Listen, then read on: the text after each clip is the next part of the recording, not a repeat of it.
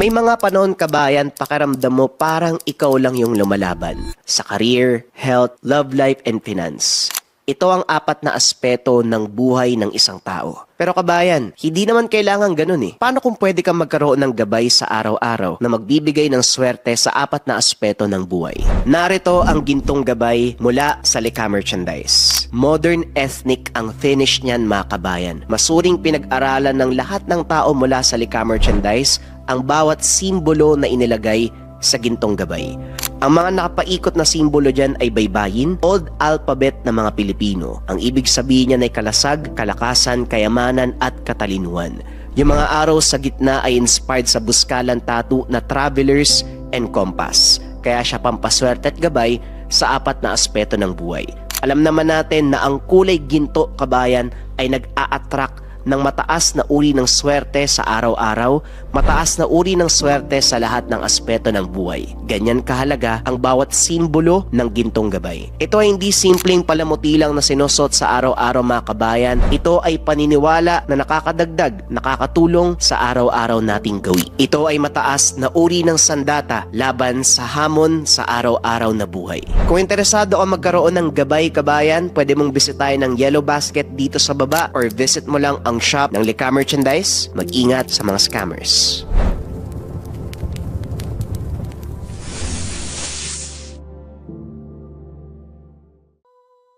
Ang kwentong ito ay hango sa totoong buhay. Mula ito sa isa nating kabayan na itago na lamang natin sa pangalang Jemar. Walang eksaktong taon, probinsya ng Quezon. Pagpasensyahan mo na tong lumang bahay na binigay sa atin nila tatay ah. Hindi ko na nagawang ipaayos bago tirahan. Wika ni Jemar. Ayos lang yun Jemar. Alam mo namang sasama ako kahit saan mo ko dalhin Para saan bang naging mag-asawa tayo? At isa pa, hindi naman mahirap ayusin Tugon ni Isabel. Pero nakakaya pa din sa mga magulang mo Isabel. Ano na lang yung sasabihin nila kapag nalaman ng nanay at tatay mo na ito lang yung tirahan natin? Sira ang ilang bahagi ng dingding. May mga butas pa sa bubong. Maiintindihan nila ang lahat, Jemar. Nagsisimula pa lang tayo at isa pa, huwag kang mag-alala. Alam nila ang tungkol sa bahay na to. Nagpapasalamat nga sila Kahit papano, may sarili tayong tirahan. Ang kailangan na lang kaunting linis at ayos. Gaganda na uli yung bahay na to. Ito ang usapan na mag-asawang Isabel at Jemar. Kakatapos pa lang ng kasal. Lumipat sila sa lumang bahay ng mga magulang ni Jemar. Ibinigay ito sa kanya ng ama bilang regalo sa kasal. Inayos ito ng mag-asawa, pinalitan ng bubong at ilang bahagi ng dingding. Hanggang sa magbalik ito sa dating itsura. Nagulat ang ama ni Jemar nang makita ito uli. Aba, kita mo nga naman. Mahusay ang ginawa mo, Jemar. Kahit ang pintura, kuwang-kuwa. Kapareho nung una kong pinagawa ang bahay na ito. Pero may isang bagay lang akong hihilingin. Wag na wag yung ipapaputol yung malaking puno sa likod Yung malaking puno ng duhat. Wika ni Mang Dodoy. Bakit naman tay? Maraming nahuhulog na dahon Ang hirap pang walisan dahil may mga ugat doon na nakakalat sa lupa. Basta, wag mo lang ipaputol o kahit bawasan ng sanga. Medyo may dalang swerte sa amin ng nanay mo ang punong yan. Alam mo ba, halos kasing edad mo ang duwat na yan. Tinanim ito ng nanay mo ilang buwan bago ka isinilang. At simula noon, hindi kami nahirapan sa buhay. At sana gaya namin ng nanay mo, swerte din ang dala sa'yo ng punong to. Sana nga tay pero kilala mo naman ako Hindi ako naniniwala sa swerte. Sa sipag at tiyaga ako naniniwala. Ganun na rin yon. O siya, maiwan ko muna kayo mag-asawa May kailangan pa akong gawin sa bayan. Gaya ng sinabi ng ama, naging magaan ang pamumuhay ni Jemar at ang pinakamalaking biyayang natanggap na mag-asawa ang magkaroon ng anak. Ibinalita ni Isabel sa asawa, 3 buwan na itong nagdadalang tao. Tuwang-tuwa si Jemar ng mga sandaling iyon. Naghanda pa ito bilang pasasalamat. Lumipas ang ilang buwan. Isinilang ni Isabela, malusog na batang lalaki. Pinangalanan na Luis. Masaya ang pamilya ni Jemar at hindi nila inaakalang magkakaroon ng matinding pagsubok na darating sa kanilang buhay. Isabel, pansin ko, parang nilalagnat si Luis ah. Normal lang yan kasama sa paglaki ang lagnat. Minsan, sisipunin o hindi kaya uubuhin.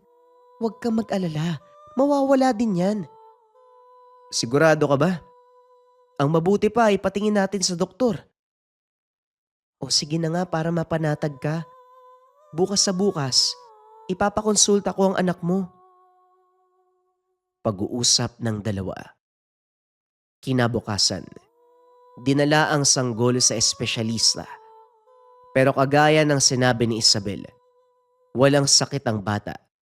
Dala lang ito ng paglaki. Ngunit ilang araw na ang lumipas, hindi bumababa ang lagnat ng sanggol. Sa halip, lalo pa itong nangihina dahil hindi pa dumedede ang bata. Dito na naalarma si Isabel. Muli nila itong dinala sa doktor pero wala pa ring nakita. At dahil hindi na alam ang gagawin, pinunta ni Jemar si Mang Dodoy sa tahanan. O Jemar, ano nangyari?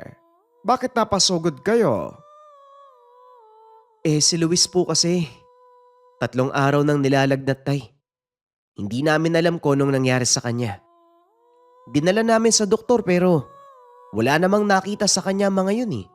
Wala daw sakit si Luis. Kung walang nakikita ang mga doktor ng medisina, bakit hindi natin dalhin sa mga doktor ng kalikasan? Halika, sumama kayo. Dadalhin natin ang apo ko kay Mang Erning. Yung albularyo tay, alam mo naman na hindi ako naniniwala sa mga ganyan, di ba? Hindi ito para sa diskusyon, Jemar. Buhay ng apo ko nakataya dito. Kaya bilisan nyo na. Hindi na nakapagsalita ang mag-asawa. Kagad nang sumakay ang mga ito sa kotse ni Mang Dodoy. Pagdating pa lang sa bakuran, nagulat sila sa sinabi ng matanda. Bakit nyo isinama ang isang putian dito? Nagtaka si Mang Dodoy dahil wala namang nakitang ibang kasama. Ano ang ibig mong sabihin, Ka Erning? Ang sanggol na dala nyo, may kasamang inkantong putian. Bakit nyo dinala ang batang yan? Gusto sana naming patigdan ng bata. 3 araw na kasing nilalagnat. Walang sakit ang sanggol. Iuwi nyo na siya. Pero Ka Erning, paano niyong nasabing walang sakit ang apo ko? 3 araw na siyang inaapoy ng lagnat. Ang sabi ng mga doktor, ay ganun din, wala daw problema ang bata, pero bakit ganyan? Wala naman talagang problema sa sanggol. Iuwi nyo na siya at may nag-aantay sa kanya doon. Totoy, alam mo ang sinasabi ko. Napatingin si Dodoy kay Jemar na noon ay nagtataka. Hindi nito maintindihan ang sinasabi ng manggagamot. Pero tay, wala namang tao sa bahay ah. Sino po nag-aantay sa amin? Hindi na sumagot si Mang Dodoy. Sa halip inudyokan nito ang anak na umuwi. Sige na, mabuti pa, umuwi na kayo. Ako na ang kakausap kay Ka Erning. Naunang umalis ang mag-asawa. Samantalang si Mang Dodoy ay nagpaiwan upang kausapin si Ka Erning. Anong sinasabi mo na may ibang nag-aantay sa kanila? Nakakalimutan mo na ba? May mga kaibigan kang nakatira sa likod ng bahay.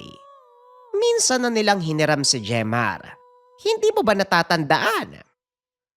Sobrang tagal na nun, hindi ko na halos maalala. Pero ngayong nabanggit mo, natatandaan ko na.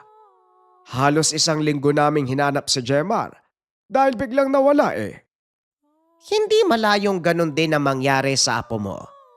Kayang mabuti pa, kausapin mo ng masinsinan na mag-asawa. Ipaliwanag mo sa kanila nang sa ganun hindi sila mabigla. Pag-uusap ng dalawa. Binuntahan ni Mang Dodoy sina Jemar. Kinausap ito tungkol sa sinabi ni Ka Erning. Nung una hindi makapaniwala ang mag-asawa. Ngunit nang sinuportahan nito ng ina ni Jemar, unti-unti silang naliwanagan. Kung totoo man ang sinasabi niyo, Tay, ano pong gagawin namin ni Isabel? Posibleng bigla na lang mawala ang anak nyo. Ang pinakamainam na gawin, tahimik niyong hanapin. Huwag na huwag kayong magmumura o magpapakita ng agresyon dahil lalo nilang hindi ibabalik ang bata. Pero gaano po kayo kasigurado na hindi nila sasaktan ng anak ko? Sinisiguro ko sa iyo, Jemar. Mababait ang mga inkantong nakatira sa bahay na ito. Dahil kung hindi, malamang hindi ka na nakabalik sa amin ng nanay mo. Tama ang tatay mo, Gemma. Alam mo bang sakitin ka dati? Pero simula nang hiniram ka ng mga kaibigan natin, naging mabuti ang kalusugan mo at lumaki ka ng maayos. Kinagigiliwan ka ng mga engkanto nung bata ka. Paniguradong ganyan din ang nangyayari sa anak mo. Ang sabi ni Ka Erning, kaya nilalagnatang bata dahil hindi nito kayang bantayan ang presensya ng engkantong lumalapit sa kanya. Pero Tay, ano pong pwede nating gawin? Ang sabi ni Ka Erning, kausapin niyo ang mga engkanto. Makiusap na wag na munang lalapitan ng sanggol dahil mahina pa ang dunga nito. Pag-uusap ng pamilya. Sinunod ni Jemar ang payo ng ama. Nag-alay ito sa puno ng duwat. Kinausap ang mga hindi nakikitang kaibigan. Lumipas ang ilang araw. Napansin nila ang malaking pagbabago sa kalusugan ng anak. Naging mas masigla. Nawala ang pamumutla at lalong tumaba. Nawala ang pangamba ng mag-asawa, lalo pa nang mapatunayan nila. Totoo ang sinasabi ng manggagamot. Inalagaan nila ang puno ng duhat. Tuwing Biyernes, nag-aalay sila ng mga matatamis at kung ano-ano pang pagkain bilang alay sa mga engkanto. Ilang buwan din ang nakalipas. Wala namang gaanong nangyari. Pero isang araw, nagulat si Isabel dahil wala na ang bata. Dali-daling tinawag si Jemar. Kagad itong umuwi. Diyan ko lang siya iniwan, Jemar. Maimbing ang tulog ng anak natin, kampante naman ako eh, dahil nandito lang ako sa kusina. Mangiyak-ngiyak si Isabel habang nagsasalita. Ngunit nakangiti lang si Jemar habang hawak ang pisngi ng asawa. Nakalimutan mo na ba ang sinabi ni tatay? Malamang nakikipaglaro ang anak natin sa mga bago niyang kaibigan. Hayaan mo lang, maya-maya uuwi din ang anak natin. Bahagyang tumawa si Isabel nang marinig ang sinabi ng asawa. Naramdaman nito na hindi nag-aalala si Jemar. Ano ba yung anak mo, no? 6 na buwan pa lang gala na. May pinagmanahan eh.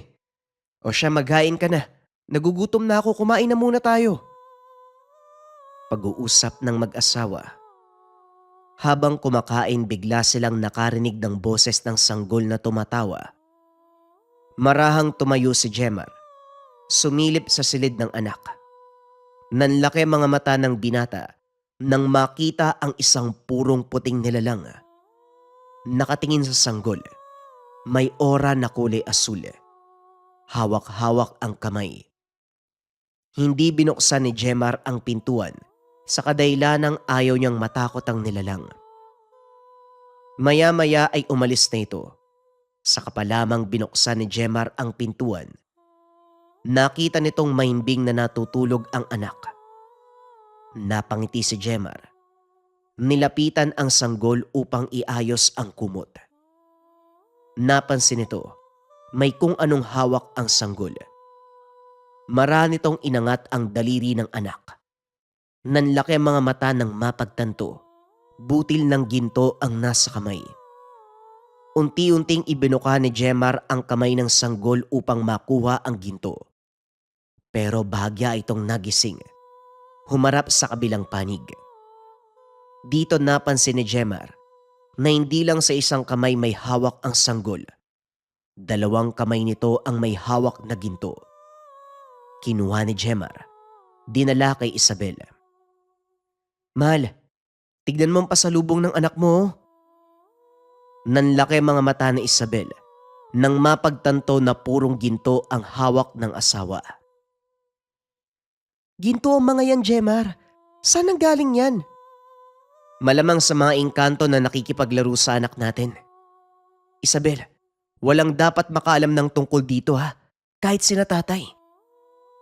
Naiintindihan ko, Jemar. Siguradong magkakagulo sa oras na malaman ng ibang sekreto ng anak natin. Hindi muna natin gagalawin ng mga ginto. Hindi natin alam kung anong totoong motibo ng mga engkanto. Mahirap na at saka hindi na ituloy ni Jemar ang sasabihin dahil narinig nito na tumawa ang anak. Nag-iisa sa silid. Sila namang mag-asawa ay nasa sala. Muling sinilip ng mag-asawa ang anak. Sa pagkakataong ito, ibang engkanto ang nakita ng mga ito. Matangkad, puti ang balat. Nakasuot ng matingkad na puting kasuotan. May gintong palamuti sa kanyang noo. Sumilip ang engkanto sa kanila. Halatang alam nito na naroon sila sa lugar. Maaari ba kayong tumuloy? Hindi ako sanay na sinisilip mula sa maliit na siwang ng pintuan. Huwag kayong mag-alala dahil hindi naman ako nangangain ng tao. Wika ng engkanto. Marahang pumasok ang mag-asawa. Yumuko sa harapan ng nilalang. Alam ni Jemar na isa itong maharlika dahil sa suot na palamuti sa noo. Pasensya na po kayo ha. Hindi po namin intensyon na bastusin kayo, kamahalan. Walang anuman, Jemar.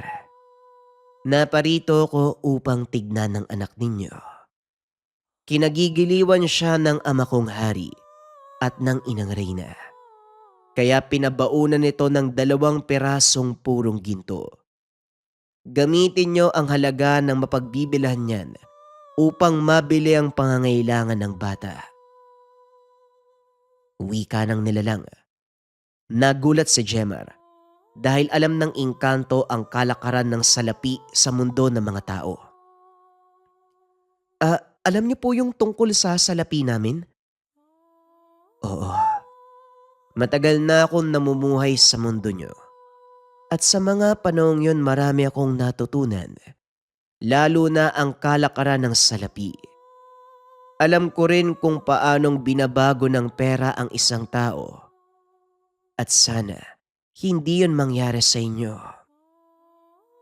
Huwag kang mag-alala, kaibigan. Sisiguraduhin ko sa inyo na hindi kami kagaya ng iba. Makakaasa ka. Wala kaming ibang hangad kundi ay kabubuti ng anak namin. Mabuti naman kung ganon. Sige na, kaibigan. Mukhang naabala ko kung ano man ang pinag-uusapan nyo. Naku, walang anuman, kaibigan. Hindi naman mahalaga ang pinag-uusapan namin eh. Ganun ba? Pero kailangan ko pa ring umalis. Hindi ako maaaring manatili ng matagal sa mundo nyo. Napag-utusan lang din ako ng aking mga magulang na tignan ng bata. At isang bagay pa. May paparating na panganib, kaya wag nyo sanang pabayaan ang sanggol. Kung kailangan nyo ng tulong, alam nyo kung saan ako tatawagin. Wika ng engkanto. Matapos ay umihip ang banayad na hangin mula sa bintana. Kasabay nito, tila bulak na nilipad ang nilalang palayo hanggang sa tuluyang maglaho. Biglang napaisip ang mag-asawa sa sinabi nitong paparating na panganib. Wala namang naalala ang mga ito nakaaway o hindi kaya naman nakasamaan ng loob. Kaya hindi nila alam kung sino ang taong maaring magdala sa kanila sa kapamakan. Hindi ko alam kung anong tinutukoy ng engkanto. Pero naniniwala ko na totoo ang sinasabi niya. Kailanman, walang kakayahan na magsinungaling ang mga kagaya nila na mataas na uri ng mga nilalang. Kung ganun, dapat hindi natin isawalang bahala ang bagay na yan. Natatakot ako para sa anak natin. Ganon din naman ako eh. Pero wag kang mag-alala. Ginagabayan siya ng mga engkanto. Pag-uusap na mag-asawa habang pinagmamasdan ang natutulog na anak. Wala namang kakaibang nangyari na mga sumunod na araw. Para kina Isabel, normal ang pagdalaw ng mga engkanto sa sanggol at ang pagdadala ng ginto bilang regalo. Hindi rin maipaliwanag ni Jemar kung bakit nagustuhan ng mga nilalang mula sa kabilang dimensyon ang kanilang anak. Ilang buwan pa ang nakalipas. Unti-unting nagbabago ang buhay ng mag-anak. Nakabili ng mga gamit sa bahay at kung ano pang mga pangangailangan, bagay na napuna ng mga kapitbahay. Hindi maiwasan ng ilan na makiusyoso. Alamin kung ano ang nangyayari sa buhay ng mag-asawang Jemar at Isabel. Pero sa kabila ng pangulit ng mga tao, minsan hindi nagbitiw ng anumang salita ang mag-asawa. Hinayaan nila ang mga itong mag-isip na mag-isip hanggang merong napadaan na kapitbahay ang nakasaksi kung paanong kunin ni Jemar ang mga butil ng ginto sa kamay ng anak. Hindi sinasadyang kumalat ito sa buong barangay hanggang sa makarating sa mga bayan. Araw-araw, may nakikita silang tao na aaligid sa gate ng tahanan nila Jemar, bagay na napansin ni Dodoy. Nang minsan itong dumalaw sa kanilang bahay. Ano bang nangyayari? Bakit ang daming usosero sa labas? Anong meron dito? Hindi ko nga alam tay kung anong ginagawa nila eh. Pero halos araw-araw nandyan ang mga yan. Hindi na lang namin pinapansin dahil nagkakaroon lang ng hindi pagkakaunawaan. Ay nako, kahit kailan talaga, hindi na nawala ng mga taong may masamang tangka.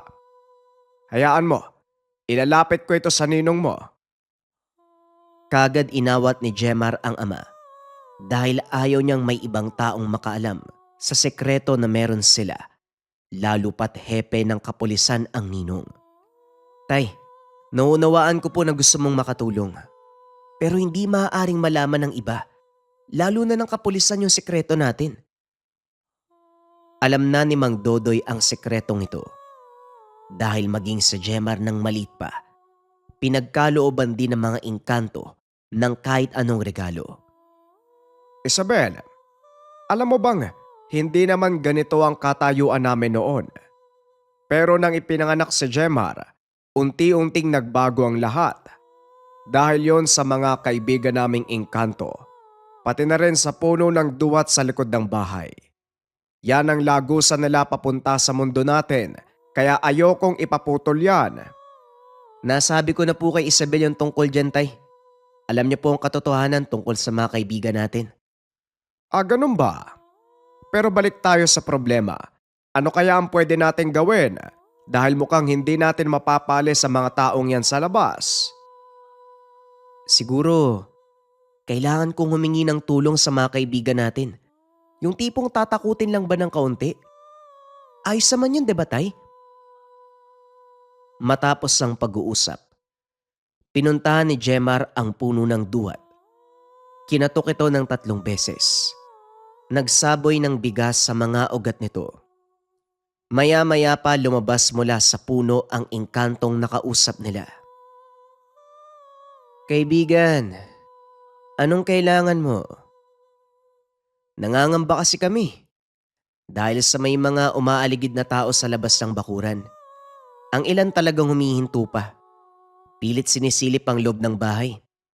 Naisip ko sana, takutin sila ng bagya para hindi na makapagtangkang gumawa ng masama. Walang problema. Umalis kayo mag-anak.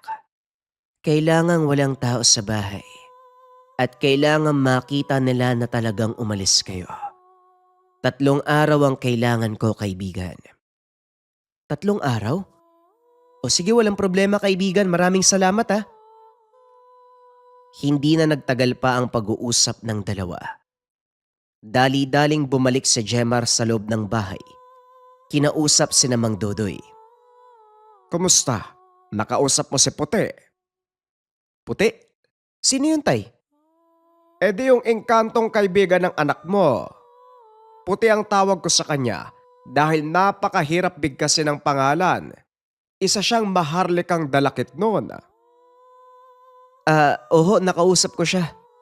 Pumayag si Puti sa plano ko, pansamantala. Doon po muna kami tutuloy sa inyo ni nanay. 3 araw ang hinihingi ng kaibigan natin. Ay walang problema o siya. Mauna na ako. Sasabihan ko pa ang nanay mo, siguradong matutuwa yon. Sumunod na lang kayo. Matapos ang pag-uusap, umalis na ang mag-anak. Hindi naman kalayuan ang tahanan ng mga magulang ni Jemar. Tanaw nila ang tahanan mula sa 3 palapag ng bahay. Nagulat si Jemar dahil napakarami pa rin nakikiusyoso sa bahay kahit alam nila na wala ng tao dito. May ilan pang nagtangkang pumasok pero hindi na naituloy.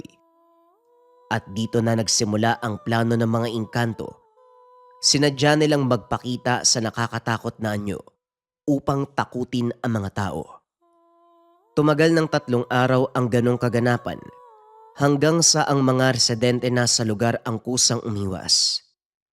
Para kay Jemar, mas mabuti nang matakot ang mga tao sa kanilang tahanan kesa gumawa ang mga ito ng hindi maganda na maaaring maging dahilan ng kanilang kapamakan. Nagpatuloy ang paghiram ng engkanto sa kanilang anak hanggang sa sumapit ito sa edad na 8 taon. Gayunpaman, patuloy pa ring nagpapakita ang kaibigan nilang engkanto sa bata. Hindi na nga lang maaaring pumasok ang paslit sa kanilang kaharian dahil maaaring hindi na ito makabalik.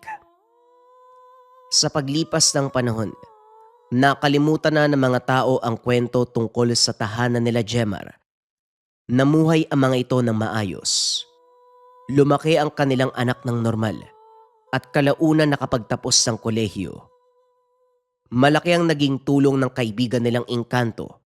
Hindi sila pinabayaan sa lahat ng pagkakataon. Magmula sa proteksyon sa mga masasamang loob, sa mga taong gustong kumuha ng kanilang ginto, hanggang sa pagbibigay ng swerte sa araw-araw na buhay. Ang mga ginto din ang ginamit nila upang matustusan ang lahat ng pangangailangan ng pamilya. At kapalit na mga ginto, patuloy nilang inalagaan ang tahanan o kaharian ng mga engkanto. Patuloy ding hinihiram o bumibisita ang kanilang anak upang magbigay aliw, upang patuloy na makisalamuha sa mga engkantong kaibigan o mas kilala sa katawagan na maharlikang engkanto, ang mga engkanto na putian.